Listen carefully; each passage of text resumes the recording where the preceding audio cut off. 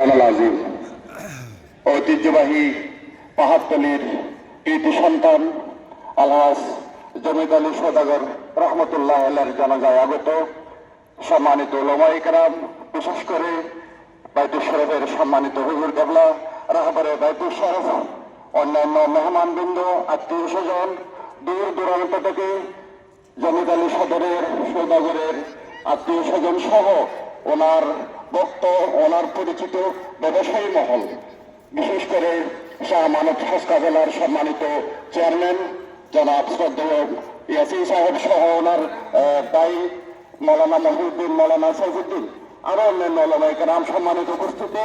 আজকে আমরা যার জায়গায় উপস্থিত হয়েছি সবার পরিচিত, উনি একজন এলাকার প্রসিদ্ধ স্বনামধন্য একজন ব্যবসায়ী ছিলেন। ওনার অনেক ব্যবসায়ী প্রতিষ্ঠান আছে। বিশেষ করে সারা জীবন উনি মানবতার সেবা করেছেন। বাইতুল শরীফ পীর সাহেবের স্যার মৌলানা আব্দুল জব্বার রহমতুল্লাহ আলাইহির হাতে উনি বায়াত হয়েছেন।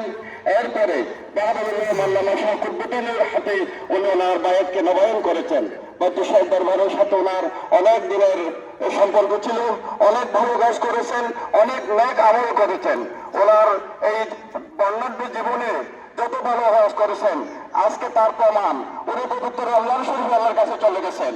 উনি দীর্ঘদিন অসুস্থ ছিলেন, প্রায় 1 মাস কাছাকাছি অসুস্থ ছিলেন। এরপরে আজকে পবিত্র রমজান মাসে উনি আল্লাহর কাছে চলে যাচ্ছেন। এটা হলো ওনার জীবনের বড় সার্থকতা। উনি ভালো কাজ করেছেন জীবনে, এর নেক আমল আল্লাহর কাছে জবা হিসাবে উনি আজকে পেয়েছেন। আমাদের সকলের জন্য এটা একটা শিক্ষা, আমাদের জীবন যেন সুন্দর হয়। এই পবিত্র রমজান মাসে রহমত, বরকত, মাগফিরাতের মাসে আমরা যেন নিজের জীবনকে সুন্দর করে ভালো আমল করে আল্লাহর কাছে প্রিয় হয়ে যেন আল্লাহর কাছে চলে যেতে পারি। আমরা ওনার পরিবারের জন্য দোয়া করবো। ওনার 2 ছেলে 2 মেয়ে রয়েছেন, ওনাদের জন্য ওনার যেন ধৈর্য ধারণ করার ওনাদেরকে আল্লাহ শক্তি দান করে।